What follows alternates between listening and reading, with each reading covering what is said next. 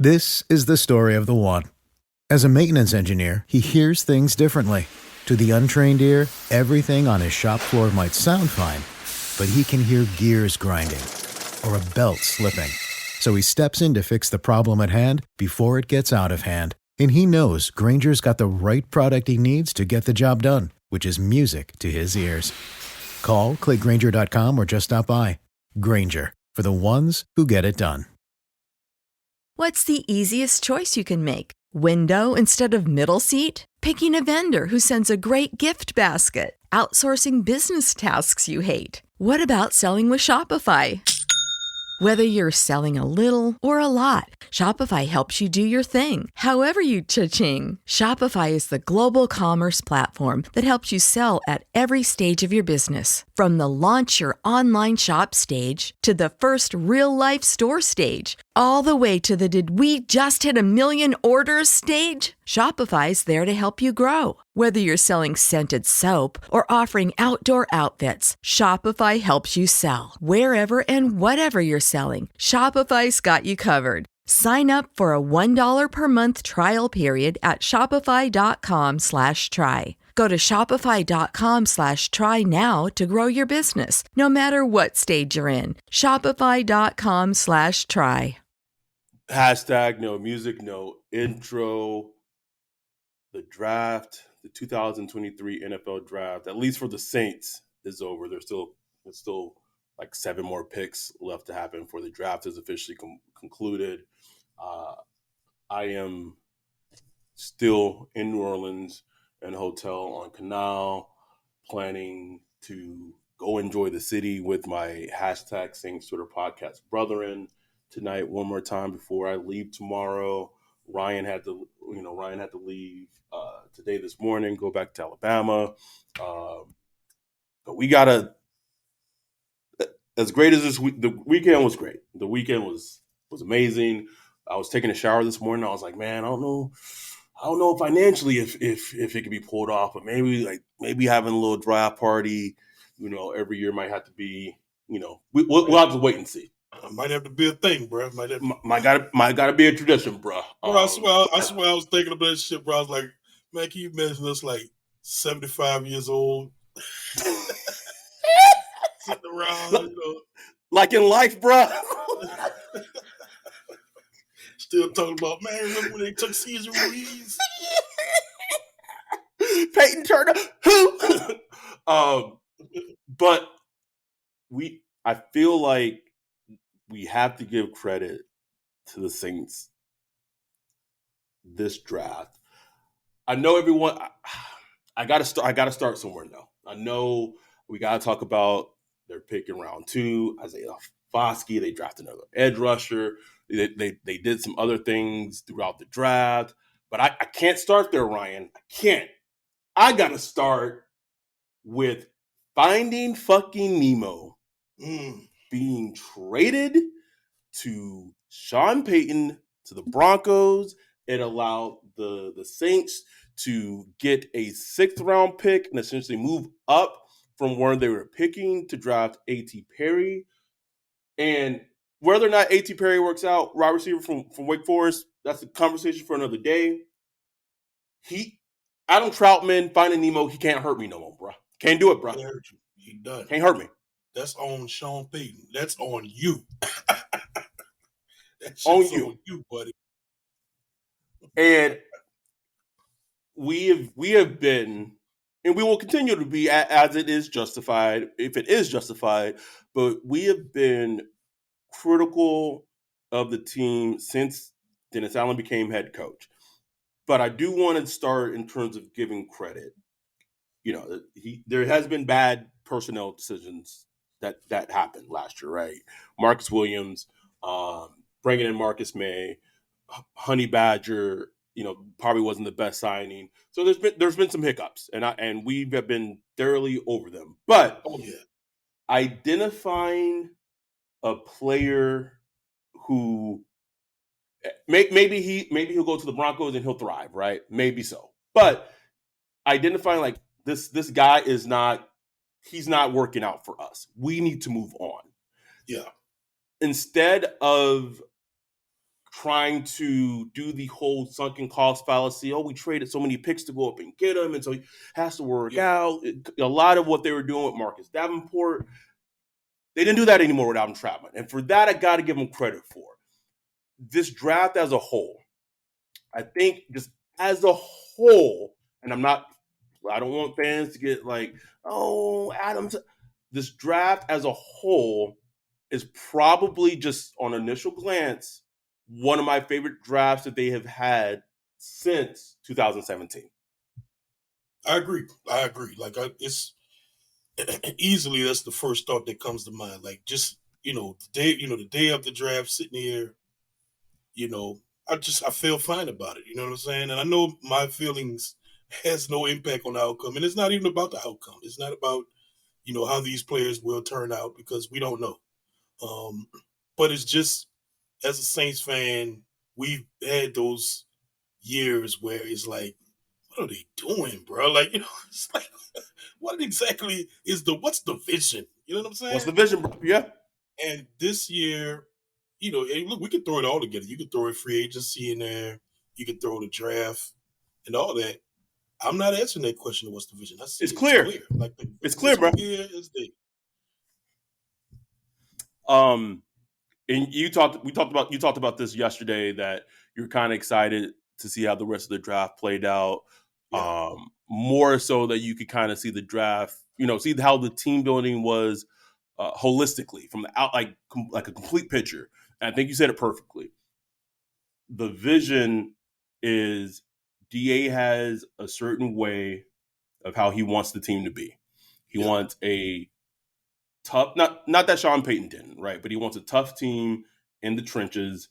He wants to be able to run the ball, play possession, win possessions in terms of offenses. The offense will be probably not too I won't say explosive, but not too risky taking. And now they went out, got the quarterback to do that, Derek Carr. They realized that with AK, whether it be play calling, pending suspension, but they know he needed a running mate. So they went out and got Jamal Williams.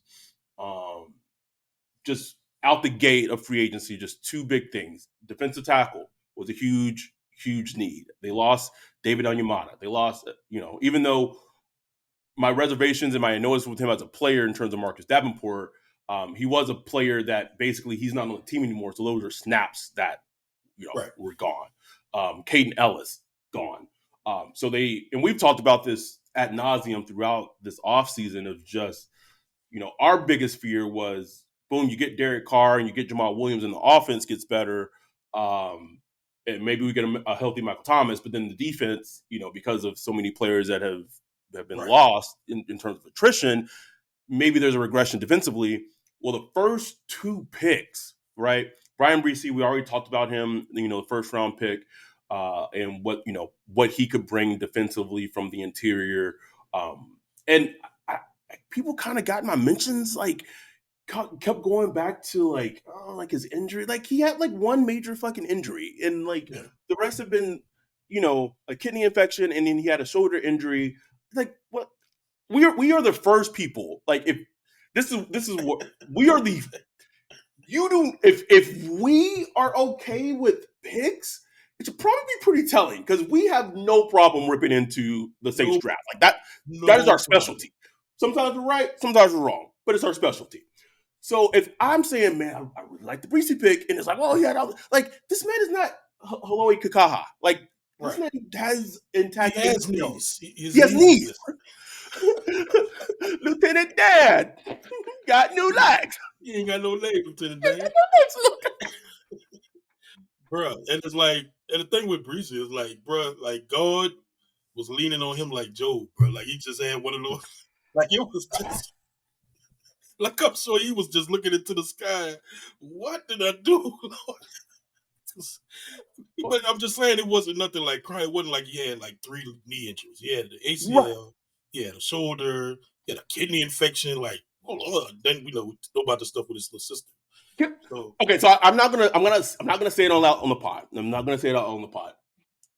But if you're in our Discord, the the plot line of shout out to our dude Brock. Bruh.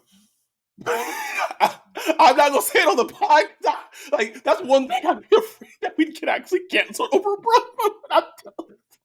When I tell you that plot line has me in stitches, bro. That's gonna be an insider forever, bro. Bro, it's like unless you're in the Discord, you have no idea what we're talking about. So that's how they started last night off, right? And then round 2. So I want to give a little inside information on round 2, and then after that, my information after that kind of inside information after that kind of tapers off. But their board for round 2 were 3 players. Well, probably more than 3 players, but the 3 players that it kind of broke down to was Jonathan Mingo, the wide receiver from Ole Miss. That was originally going to be their pick at 40 if he was there. He goes to pick right before to Carolina. And then it was Isaiah Foskey, edge rusher from Notre Dame, and then the other player who was in that bubble was Brian Branch, safety / nickel kind of hybrid player from Alabama. Something happened, and I don't know who pounded the table the hardest, but when Mingo went off the board, even maybe before Mingo went off the board, someone won the argument of pounding the table the hardest of them drafting Foskey over Brian Branch. Now, it's a wait and see thing because Brian Branch gets drafted. I think he's on the Lions. Remember, yeah, which was makes sense to me. We got Aaron Glenn. Aaron Glenn, he comes from that same school, so that just made sense. Lions, I think the Lions had a great draft. Also, quick aside, fuck the Eagles. Yes. Fuck capital F. The Eagles. But going back to Foskey, I watched him a bit yesterday. I tried to watch him a bit today. Been a little busy. Haven't had my time to really grind the tape. I'll be able to do that when I'm in the Louisville airport tomorrow for fucking 6 hours. Hey, listen. It was a cheap flight to get out here. You kind of have to roll the punches sometimes. Hey, I know, bro. Immediately watching Foskey, my first thought that came to mind is this is the best defensive end the Saints have drafted since drafting Cam Jordan. Now, I understand that they drafted Trey Hendrickson, and Trey Hendrickson has developed and gone on to become a top-tier elite edge rusher. I'm just strictly going college tape. When you watch him as a player, and I know people are like, oh, he's a little tight in his hips, blah, blah. Mm-hmm. Yeah. He is explosive off the edge. He makes fucking plays. When he does get to the quarterback, he is trying to rip the ball out of the quarterback's hands. And I put this on Twitter, and this fucking blew up. But if this is not a ringing indictment of how they feel about Peyton Turner as a player. Oh, come on now. I don't know what people are like. No, there's a dude on Twitter literally tried to use the quote, "Oh, this is iron sharpens iron." Sir, what? Iron is fucking Peyton Turner. I was hollering, bro. Aluminum? Like, anyway, Peyton Turner better hope he have a job in the next couple of months. That's what we need to talk about it. Because I can now, I don't want this. I don't want to speak this into existence because even though they drafted an edge rusher in round 2, I do think there is a want for them to sign another veteran edge rusher. Whether that I just if they could go out and get Leonard Floyd on top of this draft and what they did to start free agency, bruh. As much as you and I have criticized DA and Mickey within this last year and a half, bruh, until I see the results on the field and my eyes tell me otherwise, I'll be mum as shit, bruh. Like they would have shut me up. Right. But if they go out and they get fucking Frank Clark and just kill the fucking Bobs, bro, I don't want it, man. Somebody want somebody to go and get him. Anybody. Can Frank Clark Falcons go and get him? I'll be fine if the Falcons go and get him. Can he do something that doesn't involve like punching a woman knocking her unconscious and getting in trouble within the next couple of weeks that just would take him. Please. But what was your? I mean, I don't know how much you watched of him.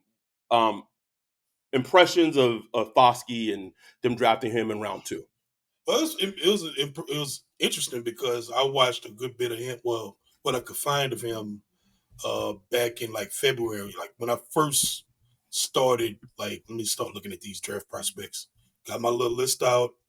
Looked at players that would, that people say would be around in the end of the first round, and in the second round or whatever, mostly into the first round.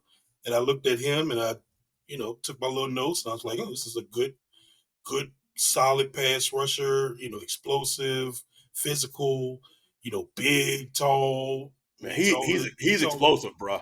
Yeah, meets all the the size and measurements that Saints like. I was like, man, this dude looks like a Saints defensive end. I noted, a few games. He had some games where he was like, extremely active and impactful. Some games, he kind of went a little quiet, like against, Ohio State or whatever. But even in that game, when you look at him, it's not like, he's just getting beat. It's just, he was going against a dog. You know what I'm saying? He was going against a dog. Was that Paris Johnson? Paris Johnson, yeah. It is just one of them games. You know what I'm saying? So, and that kind of reminded me of Cam Jordan because I remember when he was coming out of Cal, he had that game. He went up against Tyron Smith, who eventually went to the. Did they go against each other in college? Yeah, bro. Damn, how old are we? I know, bro. And Smith put him on him, bro. Smith had him locked up. Had Cam Jordan locked up. But look, I'm not saying Foskey's going to turn out to be Cam Jordan or whatever. That'd be like awesome. But I'm just saying, like, if people point to that game and be like, oh, well, that's just the game, bro. You know what I'm saying? Dogs versus dogs. So I just look at him, bro. To me, he has a pretty high floor. Yeah. As far as like, he should be like just at least a solid starting defensive end for you. Maybe in a rotation at worst. And at best, maybe he could become a nice, solid guys that can give you, 11, 12 sacks every other season. I just come away. You look at him and it's like, okay, this is a football player. I don't have to squint to see. You don't have to squint to see it. Maybe if he gains a little weight, or maybe no. Keep him the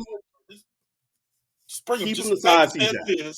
Coach him up a little more. Of course, he has to get better with his hands usage. They played him a lot of the 2-point stance. He's going to learn how to come out the 3-point, 4-point stance more, stuff like that. Yeah, they definitely did play him a lot out of the 2-point stance, a lot. Yeah. So that's what coach leverage and all that. That's what coach is for. He's going to learn all of that. That's the stuff where he has to get better at. But overall, I'm like, man, this is a good player. You know what I'm saying? So I'm gonna good players with good tape, bro. That's it. I'm gonna read what our old pal Scott Wright of Draft Countdown said about Foskey. He's not. Keep in mind, I didn't ask him about opinions about Foskey. He kind of hit me up, when he got drafted. Obviously, Scott was a huge Notre Dame fan. If you don't know who Scott is, he was the former owner of Draft Countdown for the draftcountdown.com for the longest time. Like the first, if you're a draftnik, an old school draftnik, that's kind of like the first place that we had like a draftnik community was Draft Countdown. So he texted me about Foskey when we drafted him, and I said, I don't know nothing about him. What are your thoughts being a Notre Dame fan? So I'm going to read this verbatim with his text message said. Is that Foskey has a great motor and can be moved around depending on the scheme. Not an explosive athlete, but good physical tools and room to squeeze more out of him if he can develop some more pass rush moves and counters. Obviously, great production, although it came in at bunches at times. I can take that, bro. I can take that. In the second round, come on now. So that said, one thing I wanted to hit on before I forget saying it, that the Saints, there's two. Well, I don't even consider Foskey kind of part of that.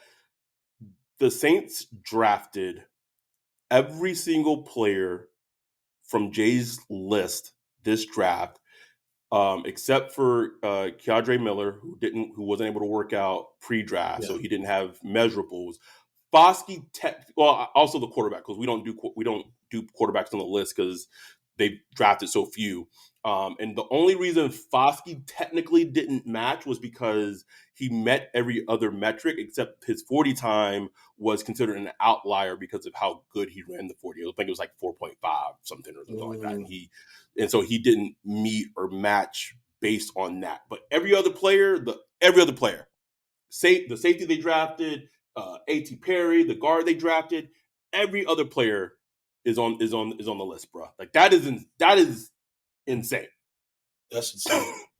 Like, she cracked the code. Basically, like that's their board, pretty much. Code, bro. It's a code. Anyway, the only thing we'll have access to is like the inside information, the medical. That's it. Like, yeah, like and all that shit. Character and things like that. Let's move on to round 3, pick 71. Keandre Miller, running back, TCU. You and I have been screaming for them to draft a running back, to add another running back to this team for such a long period of time. Even though they signed Jamal Williams in free agency from the Lions, we still want another running back. They draft one. I would venture to say probably not the one people were expecting or maybe even wanted. But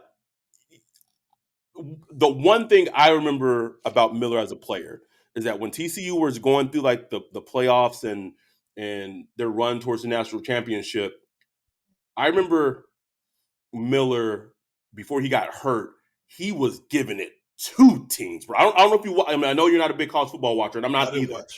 I didn't watch. But he was giving teams that long dick, bro. Like he really was kind of the motor. Him, and then kind of with their offensively, it was him in the run game, and then when they needed a big play, they throw it to Quentin Johnson, and Quentin Johnson would that was kind of like their meat and potatoes offense, right? And it worked. Like it got him to the national championship. They didn't win, and then he got hurt. I can't remember if he got hurt against Georgia or the game before Georgia, but he fits exactly what they want to do, what they would want out of a running back. And I believe he's only turning 21 this year, so he's hella young. Yeah, he's 20 right now, bro. Young. 20. That's young. Got a lot of tread on the tires. That's a baby, bro. It's like this kid is 15 years older than me, right? Unbelievable. I know you probably haven't been able to watch him a whole bunch since he was drafted today. I watched a little bit. Look, bro, like I don't know what to say. Like the dude's a good running back. Like the dude, one cut, physical. Once he gets past the line, he can give you a move or two. Has some underrated speed to him. I wouldn't call him pretty good balance. Yeah, great balance, man. Like just a good, strong running back. Have like literally no. I'm not gonna say a guarantee, but I just have no question about him being a productive running back. How good would he be? I don't know. Like, you know what I'm saying? Like, I don't know if he's going to be like a Pro Bowl or nothing like that. But this is a productive running back. He's the type of guy, you give him a hole, bro, he's going to get it. You know what I'm saying? He's going to get it, and he's going to get a little extra. The right mentality. Yeah, I'm about to ask you, give me your thoughts of the quote he said regarding AK and coming for number 1 depth chart spot. Man, I want dogs, bro. Like if you gotta think I want dogs as a running back. I want dogs. I want not just running back. I want every player on. If you third string wide receiver, I want you wanting to be the number 1 wide receiver. Exactly. No, I love it, man. I love it. And just and again, you got to look at the whole totality. Look at the room now. Like from where we were in January, now you got Alvin Kamara, you got Williams, you got you got Kendra right there. Is Mark Ingram? Is he still on the team? I don't think so. I think he's like just a free agent. Okay. That's a nice little room, bro. Like that's a nice running back room. You know what I'm saying? Like because he's gonna compete with Jamal Williams, for now, but Jamal Williams on a nice little manageable contract where, he could be moved in a year or two. You know what I'm saying?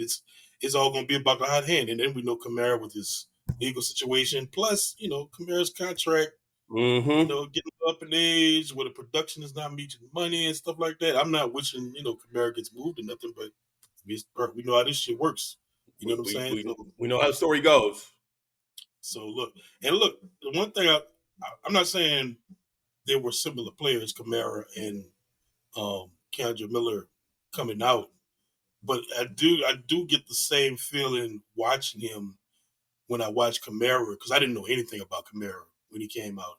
And watching him, I felt like there was some untapped potential, especially in the pass game. So I kind of feel like that, like we just didn't really see it with Kendra Miller, so we don't know. But I do feel like there's some untapped potential in the pass game with him. And we'll see how it works out. But I think they could kind of open it up to see where he goes with these screen passes. Seen some screen passes, bro. He get him on a screen with a little hole. Man, I forgot what team he did that against, but it was beautiful. He is coming off a torn MCL injury. So, we kind of wait and see, That was a little cold water right there. I mean, I didn't know. I know most people knew he was injured, but that was just a little cold water. It was like, yeah, I should be healthy by camp. I was like, damn. It's the Saints way, bro. Saints way. Damn. But Spears the same way. Spears coming up. So I apparently I didn't realize how the injury that Spears had or has, I don't know, Ian Rappaport reported that basically he doesn't have cartilage in his knees anymore. I was like, oh shit. Or I'd have to go get the quote. I guess he said it maybe on the broadcast of potentially why he fell. I'm trying to pull it up right now. And again, those are just things sometimes as fans we don't. Okay, so it says at the combine, the new Titans running back Tyjae Spears medical showed no ACL, loss of cartilage, and arthritis in his knee. Questions about if his career can outlast his first contract. That's why a player of his caliber dropped to the third round. Interesting. Yeah, very. I want to just circle right back to Isaiah Foskey real quick. And it made me nothing in the great scheme of things, man. It made me absolutely nothing. But that little viral clip of him getting drafted, putting the hat on, and just getting, being hyped and pumped and saying, let's fucking go. That is, I want you to juxtapose that passion, that one, you could feel like he wants to be a dog. And then you just juxtapose that to when Peyton Turner got drafted, just smile. Hey, it just. Yeah, I made it. I already made it. I made it. He's like, ooh, just swindled these motherfuckers right here. And look, man, that's the thing about Foskey. That same energy you saw right there, you can see it on tape. You see it when he plays, bro. You see it when he plays. He's trying to kill something. He's trying to destroy something. I love it. I love it. Passionate. I love it, man. I love it. So let's move on to round 4, and this is Saints did some things in round 4. Listen, y'all. I don't have it in front of me of what picks they traded and blah blah blah blah blah. But round 4 they drafted Nick Salaverde, a guard from Old Dominion, and they traded up to get him. And they had the first pick of the 4th round to get him. This is the story of the one. As a maintenance engineer, he hears things differently. To the untrained ear, everything on his shop floor might sound fine, but he can hear gears grinding or a belt slipping.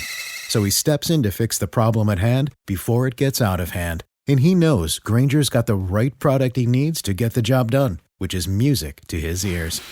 Call, click Grainger.com, or just stop by. Grainger, for the ones who get it done. What's the easiest choice you can make? Window instead of middle seat? Picking a vendor who sends a great gift basket? Outsourcing business tasks you hate? What about selling with Shopify?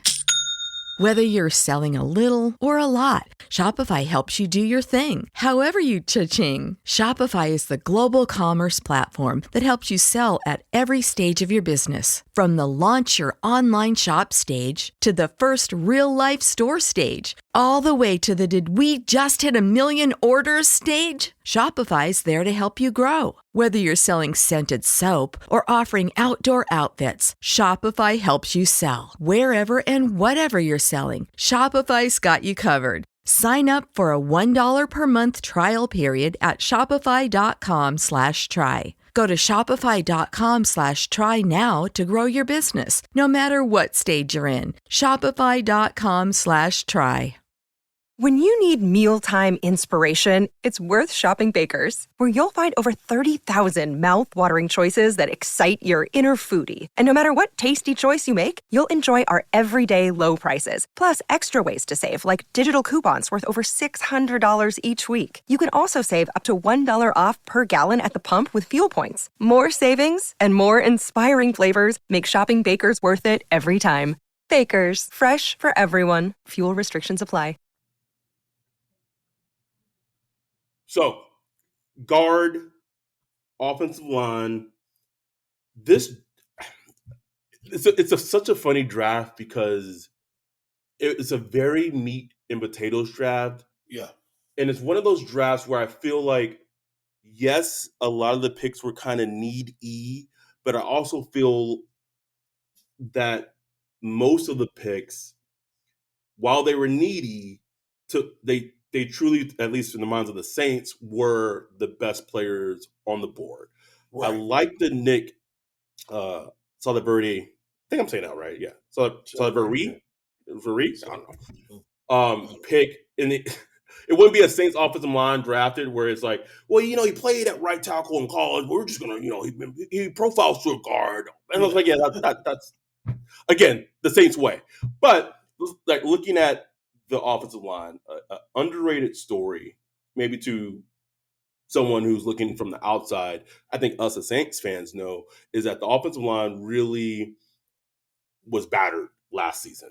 And it's battered going into next season, which is a big, huge thing that's going to factor into how successful they are. You have left tackle Trevor Penning dealing with the Liz Frank. It may be a little worse than probably maybe those that maybe that injury is a little worse than maybe is led on to believe. You have Andres Pete, who did not finish last season. Has Pete played a full season in his career? I don't think so. I don't think so. Right. Don't think so. So that said, Eric McCoy, he has that kind of lingering calf issue that comes into play from time to time. Cesar Ruiz, the bill of health, and of course he has his best season at guard in year 3, and then he injures himself and gets a Liz Frank injury. His injury is not as to the extent of that as Trevor Penning is, but still he has a Liz Frank injury.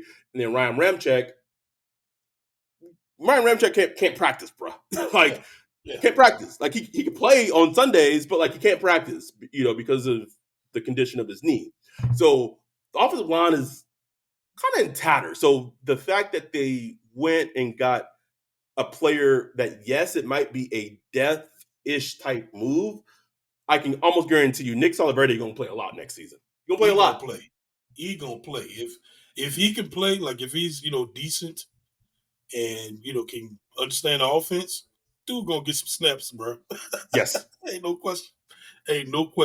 Whether that's in left guard, whether that's right guard, whether that's tackle, he gonna get in, bro. He gonna get it in, and I'm sure they said they're gonna start him at guard, but I'm sure he's gonna cross train that tackle a little bit.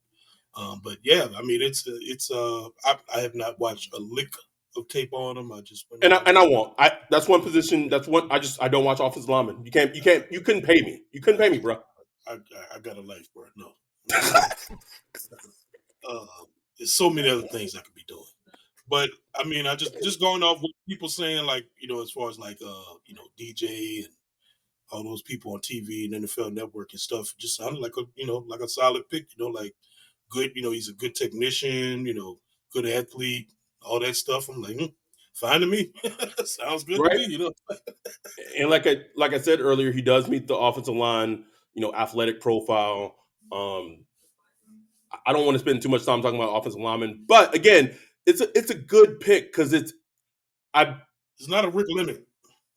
It's not. It's not a Rick Leonard, but I really feel like this team has probably done a better job of being able to self scout themselves than they have in a very long time. Mm. And I think that to be a good team, regardless of what level of football or sports you're playing, you have to be able to self scout yourself, and you have to be able to say, okay, we're good, we did this well as a team. This is where areas we need to improve. First, a good example of that is going back to the first two picks in this draft. Now, if those picks, and this is all contingent of the picks either hitting and being decent to good to great. But if they draft Breesy and Foskey, and both of those players are good or even great, they have in two moves. This is not even accounting the defensive tackles they signed in free agency, and a likely defensive end they're probably going to sign in free agency at some point after the draft. But they have completely revamped and reworked their defensive line, which has been a big area of concern, right? Yeah. It's been an area of concern of us all offseason. Now, if it doesn't work out, it doesn't work out, but you can't fault them for trying to fix it. I also think that two things. It shows to me that the team is confident that if they have a healthy Lattimore, if they have a healthy Paulson Adebo, and I think this does kind of cool down the potential of them trading an Alontae Taylor or a Bradley Roby. Roby still potentially might go. And if you don't know about, we're talking about the Alontae Taylor potentially getting traded. Sorry, it talked about in the Discord. So if you know, you know. If you don't, you don't. It shows to me that they feel like they are confident in their secondary, and we'll talk about the safety they drafted later. But they're confident in their secondary for DA to have the defense that he needs or wants to have. They're saying we got to get the front seven in order. Our front seven has to match our secondary, and defensively we're good. And I think if the picks work out, that vision will become a reality. It's all depending on how the players play, obviously. No question, man. And I think that's just the major key is, like you said, self-scouting, knowing, where not only where holes are right now, but where potential holes may open up, or where you're weak. And like you said, bro, like if those first two picks hit, man, you completely revamp the defensive line. And, look, last year they were top 3 in sacks. People like to say, oh, the defensive line, man, they got top 3 in sacks. You look at the advanced metrics, they were like bottom of the league in pressure rate, hits, all that stuff. They were able to produce sacks, which, credit to them for able to, be able to get to the quarterback. But, sacks are just a very tiny percentage of the game. You know what I'm saying? We saw plenty of games where quarterbacks back there just making breakfast. Ooh, just chilling, bro. Making breakfast, flipping pancakes, everything. So it's imperative that D line gets better. And it's young now. Even the players they signed in free agency, they got young kind of ascending players that that played limited snaps for their teams. We'll see where they go. So now you got like a nice young fresh D line, bro. And I'm excited about that, man. Like we get to can't watch preseason, watch the beginning of the season, and kind of just see some new faces, new names on the back of jerseys, and see where they go, and see what that means for the team. I'm excited too. So I'm gonna, they are doing the joint practices again with the Chargers this preseason or whatever. I don't know how many practices they're gonna do, but at least for one of them, because they usually do. I'm assuming they're doing a joint practice with the Chargers because they probably played the Chargers in preseason. Maybe they do, maybe they don't. But usually as long as 2 or 3, right? Like 2 or 3. So as long as one of the practices fall on a Friday, which is my day off, I intend to go to one of the practices and just watch, man. The last time I did that was it was when it was me, Chris, and Julio met up, and Teddy was the backup. I think that was year 2 of Teddy being the backup. Yeah, that sounds about right. And so I just want to go and watch and just see the young players, see the team, see how the D line's coming up. Because until we see otherwise, I really do feel that the team deserves credit for what they've been able to do this offseason. Moving on to the other pick that they acquired in round 4, they traded one of their later round picks this year and next year's 4th round pick. They go up and draft quarterback Jake Haener. It's Haener, right? From Fresno State. And I watched a bit of him, and the first thing I can say is the quickness that he as a player is able to process through his reads and reads a defense and throws a ball is super impressive. It is super impressive from a quarterback. Yeah, and the kind of the talking point this season is everybody's looking for that Brock Purdy, that late round kind of gem that has the smarts to process and all that stuff. Kind of who he reminded me of, bro. I mean, that's what DJ, Daniel Jeremiah, he was like, look, if anybody's looking for that Brock Purdy, he's probably that guy in this draft. You know what I'm saying? Because it's just one of those guys that processes well. The only real knock is, not the biggest arm. His deep balls kind of hang or whatever. But other than that, he gets through his reads. He's accurate, good in the pocket. Not a bad athlete at all. He can move around a little bit. So, bro, like I saw that pick. I didn't watch a ton. I just watched like his highlights just to see what he looks like or whatever. And I was like, okay, like this dude looks like a Saint quarterback. You know what I'm saying? Like he does. Like he looks like one of the better quarterbacks that they've drafted since maybe like what getting. I would say since he's the best quarterback that they've added to the team through the draft since Chase Daniel.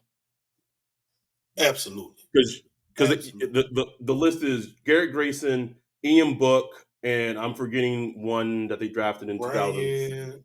He was Sandfield. He was undrafted? Canfield. No, Canfield was drafted. So yeah, Sean Canfield. That was 2006. So Tommy Stevens, don't even count Tommy Stevens. Oh God, that 2020 draft was fucking putrid, Ryan. Fucking putrid. Like I wore our draft shirt. Like that. Oh my God, that was such a fucking. And again, it goes back to self-scouting, right? I don't know how much of obviously maybe not too much because a lot of players that they drafted met the athletic profile and prospect matching that Jay has done.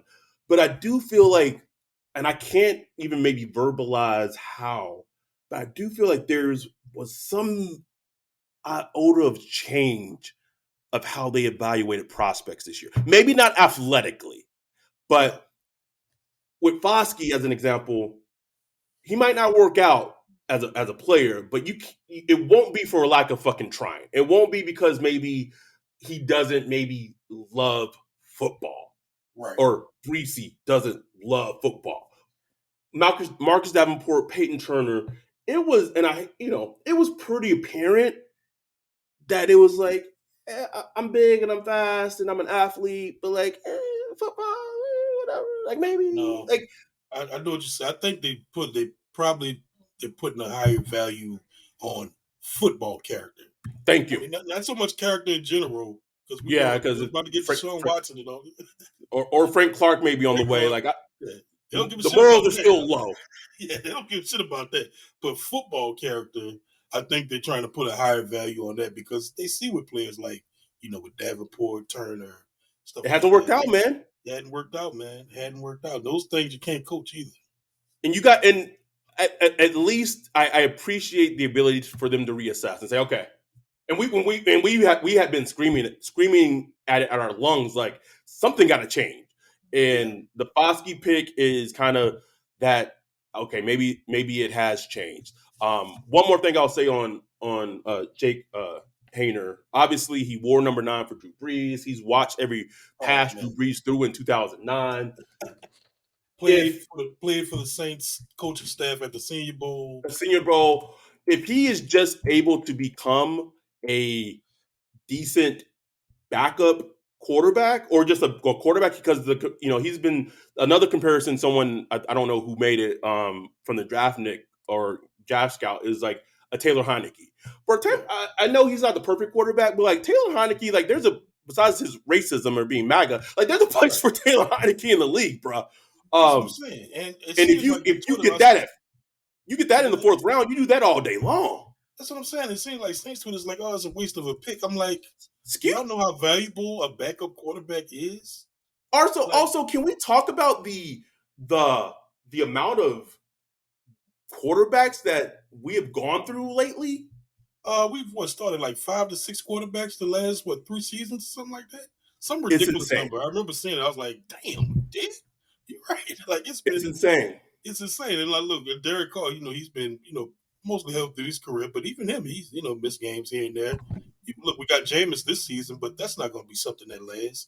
And you get a rookie, you get a guy like this cheap, man. He's cheap. Not even going to count against your 53-man roster as far as like salary. So like these are good moves. This is what good teams do. Good teams. We will continue.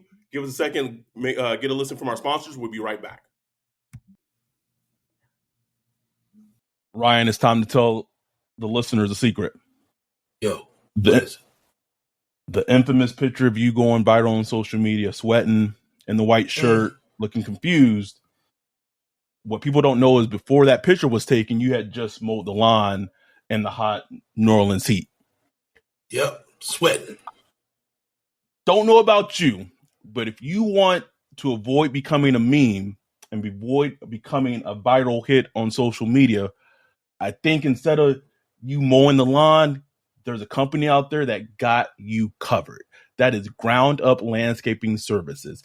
They service the greater New Orleans area. We've seen their work in person at the hashtag Saints Twitter Podcast meetup. The backyard area was outstanding. Yeah, we know the owner of this company. He's an outstanding person, a really good dude. And look, I've seen pictures of his work done all around New Orleans. Beautiful work. Everything he takes care of, him and his crew, and he's good, honest, and on time. If you want to visit them, visit www.groundupnola.com, and you get the book a free quote. And these guys are licensed and insured. So this is not some, shade tree, guy to come cut your grass. These are dependable business professionals that will take care of your lawn. And they do beautiful work that you can check out on their Instagram and Facebook. They'll make your garden space spectacular from the ground up. So the Saints close out the draft, round 5. They traded up again in round 5, if memory serves me correctly. They drafted safety Jordan Howden out of Minnesota. To me, this pick, again, we're doing this literally the day that these guys got drafted. So we really haven't been able to tape grind, as it were. But, you can kind of just sometimes just kind of go by highlights and just a bit. And to me, this is, I watched him very briefly, but what I did see is like, okay, this is their version of, okay, we weren't able to get Brian Branch. So like, this is our lesser version of drafting Brian Branch, essentially, right? Because you have a player who can kind of play the strong safety position. He can play nickel. And I'm going to say this, as much shit as we can give them, there's one thing that Jeff Ireland has shown time after time is that this man knows how to fucking scout a secondary player. Like when they draft second at this point, bro, I don't even question it. I say, okay, all right, I'm like, okay, they've earned it. They've earned it. He's earned it. Yeah, bro. And in any round too. I don't care, first round, fourth round, whatever. Like they do this. Okay. I like the pick also from the standpoint of, one, you can tell he's a physical player. They like to draft secondary players, cornerback, safety, nickel. They like physical players. But kind of like the Miller pick at running back, again, a very underrated storyline that doesn't get picked up a lot is Marcus May missed a lot of games this upcoming season. Teron Matthew is not getting any younger. They need to bring Brian Sorensen back, quiet as kept, but gotta get the old Bino. No apologies to any Albino people that may listen to this podcast. But it's a young player who plays the way that the Saints like their secondary players to play, and not including the 2018 draft, and that draft was also a fucking nightmare and a shit show. Excluding that draft, they have hit on nearly every secondary player that they have drafted. And so until I show otherwise, wow, that is crazy, though. That's crazy. It's hard, and that's like the hard. Besides quarterback, that is such a hard position. Bro, so hard. And I mean, the history with the Saints, bro. Exactly. Can he play safety? That was just like an inside joke. Cornerback was just atrocious for years. Like, bro. So that's crazy that they've been able to hit on DBs like that. Any thoughts on Halding or anything? I don't. I just saw I didn't really spend time on him. All I could see was that when I first just quickly looking at him, this isn't like just a special team or nothing like that. You know what I'm saying? This is a guy. I expect him kind of like with CeeDee Deuce. Not saying they're similar, but kind of like with CeeDee Deuce, you could see immediately like, oh, this is a player right here. You know what I'm saying? He's gonna get his in the defense. Maybe not a starter early or nothing like that, but they're gonna figure out snaps for him on defense, whether that's nickel, safety, whatever. Absolutely, I couldn't agree more. Kind of has a little, again, has like that feistiness or that oomph that they. Oh yeah, buddy, I love it. That they like their secondary to have, even though sometimes they don't. They like it, but they like it. They don't like it. And then they don't like it. Like, bro, figure out what you want, bro. Like, you know what I'm saying? Like, you want players like that, they gonna be a little chippy. They gonna talk back to the coach a little, you know. So annoying. Anyhow, they close out the draft. We kind of getting back to where we started. Is they trade up to the 6th round, getting the Broncos pick and trading up. Sorry, they traded up from the 7th to the 6th. They gave up their 7th and Adam Troutman to move up to round 6, and that's when they closed out the draft and drafted A.T. Perry, wide receiver, Wake Forest, and I said it earlier. Don't really care how A.T. Perry works out, bro. Like, and I know that is London's dude. So shout out to Landon. But I'm glad they added a wide receiver. So they've added 2 weapons in this draft. So this is something that we talked about. That we wanted them to add weapons. The only position that they didn't add in the draft was tight end. I do think that had Dalton Kincaid had fell to them, that he would have been the draft pick. Going back to round 2, the board left out one player. So going back to round 2, the board was Jonathan, and this is not in order. Well, kind of. So Jonathan Mingo was a player that they wanted to draft in round 2. So was Sam Laporta, tight end, Iowa. They wanted to draft him in round 2. Shout out, or I guess not shout out to the Detroit Lions, who is becoming, Saints juniors, but maybe with like better coaching. So the board was Mingo, Laporta, Bosky, Brian Branch. So Mingo went to the Panthers right before the Saints picked. Sam Laporta went to the Detroit a couple of picks before the Saints pick. So the want for them to add a tight end is real.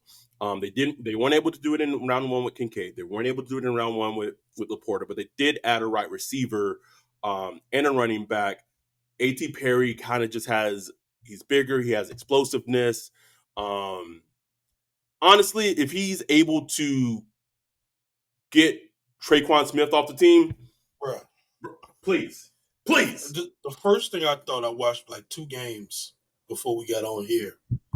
And the first thing I thought is like his tape is so much better than Traquan's. When Traquan came out of I forgot what you're calling it, small school, but so much better. He went to the UCF. UCF, yeah. So much better, bro. Like I'm like, and you know, like Lance Zierlein and Cynthia Freeland, they were just shocked he was still on the board. They were like, they expect him to go more in the third round. He's Right. big, 6'3", fast, ran like a 4.4, physical, hands catches with his hands, gets downfield quickly. I'm like, man, what's the issue here? Apparently, you know, he has a lot of drops the last 2 seasons. But I mean, just looking at the tape, I mean, he had to catch like a lot of low percentage, you know, Right. low percentage passes, man. Like this dude was catching it. He hands catching too. This dude gonna play, bro. This dude is gonna play for this team, and this team needed a big wide receiver, and to be able to snatch a guy like that, and you know, late in the draft like that, man, that's huge. Will he work out? We'll see. You know, I don't know where he is mentally or you know stuff like Right. that, man. But like just from the games I'm watching, I'm like, man, this dude can ball, bro. Like, he can track the ball, red zone, all that. Let me, and you've talked about this, and you've said it in our Discord, you've said it in text messages. I don't know if you said it on Twitter. You may even said it on this podcast. Let's look at the offense that when Sean Payton left the team, right? Till now. Some of it, I don't know how much of it is DA and how much is Jeff Ireland, but they have now went out, got Derek Carr at quarterback. They invested in Juwan Johnson. I'm sorry, Max. He's a decent player. Sorry, bro. I can't go with you there. He's a decent player. AK, with his injury history, missing games, injury wise, history of the legal thing, they went out, added Jamal Williams. In the draft, they added Keandre Miller. Wide receiver last year, go up, get Chris Olave. Even though it took them a very long fucking time, and we harped on them about it, they start giving Rashad Shaheed more playing time. They went out, they signed at a very low cost deal Bryan Edwards, who, when he was with Derek Carr the last time, was productive, a good player for the Raiders, and had a good chemistry and rapport with Derek Carr. In the draft, they also drafted A.T. Perry. They traded Adam Troutman, who had been, like an albatross, and they're not putting any more eggs in that basket. Prior to him finding out that he had cancer, they were going to add Fabian Moreau, who was a very younger, nice, up and coming kind of tight end too, made good plays. They have, offensive line still needs some help, but even with offensive line, they went out last year. They drafted Trevor Penning. That pick may or may not work out. I think that's going to really depend on injury wise and how he's able to hold up. But you got to give them credit. They have revamped the team offensively and completely given the team an offensive facelift, because last year was deplorable offensively. Now, Andy Dalton was part of that reason, and play calling was a big part of that reason. So, we can't let them off the hook too much. But as we're kind of in this hope season before the season starts in 4 or 5 months, there should be no excuse besides maybe major injuries, offensive line not working out because of injuries. Also left out that they brought back Michael Thomas on a 1-year deal, just to see, give it one good go and see if he can become not that guy again, but just be a productive, good player for them again. There shouldn't be an excuse, bruh. No excuse. And as I sit here, it's like, man, shit, maybe Matt's gonna win that bet, bruh. Maybe the Saints gonna win 9.5 games, because on paper, bruh. On paper. Hashtag on paper. That's the new hashtag, bro. Hashtag on paper. They looking kind of good, Ryan. Now, I say that, and I preface it by saying all that's good and great. The NFL is such a league that talent-wise, I think a perfect example of this is we just look at the Chargers, bro. Just look at the Chargers. Yeah.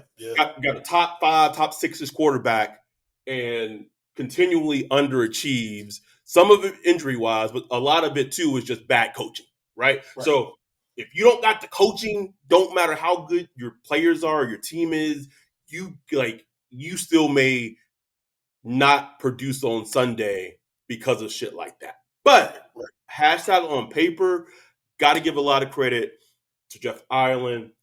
Got to give a lot of credit to Mickey Loomis. Got to give credit to DA in terms of what they've been able to do this complete offseason.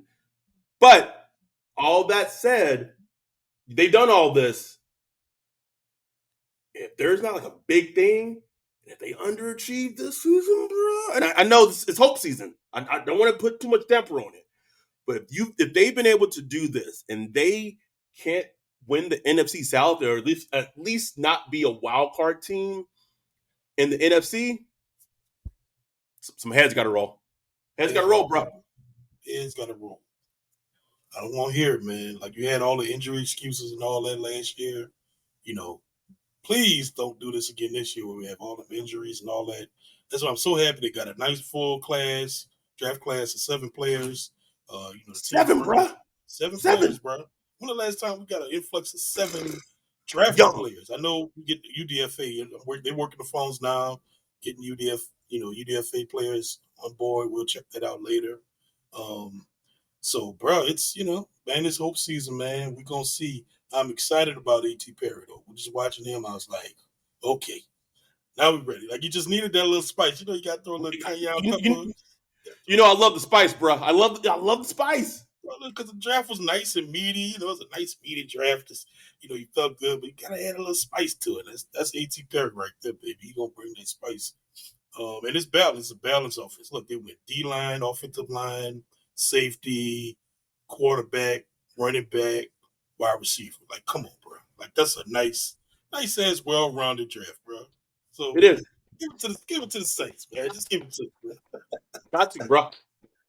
Got to. As we are the podcast that keeps it real, we are the first podcast that will, harp on the team when we feel. But we also, I think we are also aware and cognitive when they do shit well. Gotta give them credit, man. And we got, man. Let them know. They had a great week. They had a great draft week. They had a good offseason. I do think that they will want to sign some free agents within the next couple of weeks. I think they might be wanting to wait until the comp pick formula shit closes out, which they didn't do that last year. They just went out and signed Andy Dalton and could have had a 3rd round comp pick. So maybe growth, bro. Hashtag growth. Hashtag on paper. That's going to be the mottos for this 2023 Saints season, bro. Hashtag growth. Hashtag on paper. I love it. And just to think, man, like, so many people wanted to, like, just start over, tear it down, treat this like a reboot year, and all that stuff, man. It's like, I don't want to live through that. I don't want to do that. You know what I'm saying? Like I get it. Like, I get the logic behind all that. But, man, like, you don't know how that stuff works. I want to watch fun football, bro. I just want to watch some fun football. That's it. I believe the schedule should be announced either next week or the next week and a half. And so when it comes out, we can start planning when the meetup's going to be. And I think we might have to make the live draft party a yearly thing. And if you're a Patreon, and again, big shout out to Bayou Beer Garden. She probably will never hear this, but big shout out to Carlene, who was their event coordinator, was so nice and accommodating, and just being so helpful in setting up our space that we had on Thursday night. It was amazing. Even when there was like slight hiccups, when all the TVs changed to the NBA playoff game, she was right on it, get it fixed for us. So if you're in New Orleans or Louisiana resident, Bayou Beer Garden, great spot for drinks, food. Yeah. Those garlic palm fries, bro. Ooh. Crack. I mean, bro, like, Those crack sprinkles on them, man. bro, I don't even like garlic or Parmesan on that level, but them bitches were delicious, bro. Like, my God. But go check them out. Drink the watermelon margarita, frozen, was good as shit. Also want to give a small shout out to Superior Grill. Some of the best queso you'll ever have. The margaritas was great. I called them yesterday, kind of late notice, and see if they could scramble us a table of for 10, 14 people, and they were on it. So just an amazing weekend capped by good decisions that the Saints have made. And there's going to be like a dead period of there's going to be that rookie mini camp and then OTAs, and it's just tumbleweeds, bro. Just tumbleweeds. But we'll still have episodes. We're still going to be putting out content. I do want us to do like a deeper dive in the draft, more kind of after we've watched players more in depth. This was the first year that I went into the draft kind of with a blank slate, and it was great, man, because it was like, all right, like it was like I didn't have any emotions with the picks. I was like, okay, all right, cool, like, oh, okay, cool. Maybe that's going to be my new wave going forward, bro. Like, just instead of watching so many prospects pre-draft and having opinions and strong takes, like, no, I'm good. Like, my only takes next year is Caleb Williams is the second best quarterback I've watched since Patrick Mahomes, and Brock Byers is one of the best tight end prospects to ever come around. That's it. Only two takes I have, bro. That's it. Don't have any more draft takes for next year. But everyone who came to New Orleans, who has been a part of the festivities this week, thank y'all so much. We really appreciate it. Not even people who came. So anyone who just listens to us, retweets us, supports us, whether you're Patreon or not a Patreon, thank you. Like, weekends like this reinforces to Ryan and I, like, oh, this is why we do this. And I'm not saying it's hard, right? But this is why we do this. We do it for y'all. We do it for fun. I was looking at the live stream yesterday that that's uploaded to YouTube. Yeah. Everyone, just like, man, they up and down having a blast. We on a little screen, at Bayou Beer Garden having a blast. They didn't even worry about us. They doing their own thing, man. Didn't even know that Ryan had a long lost brother in Wayne, and we found him through the Discord, and it's beautiful, man. It's beautiful. So thank y'all. We will be back soon. I don't know. Got to travel and everything, but we'll be back soon. Also, another shout out to Ryan and Bree on their wedding anniversary. But truly, thank y'all for all the support. We'll be back within the next week or so, or maybe we'll drop a little smaller episode, for the first week of May. But don't worry, we'll be back. And with that, we're out. Peace.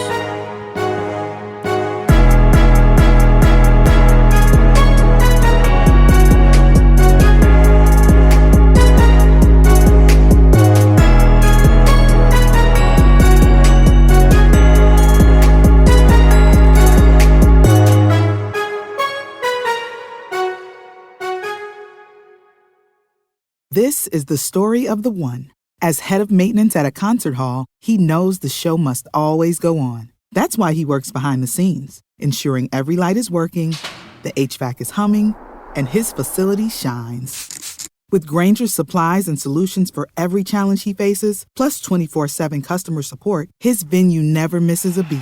Call quickgrainger.com or just stop by. Grainger, for the ones who get it done.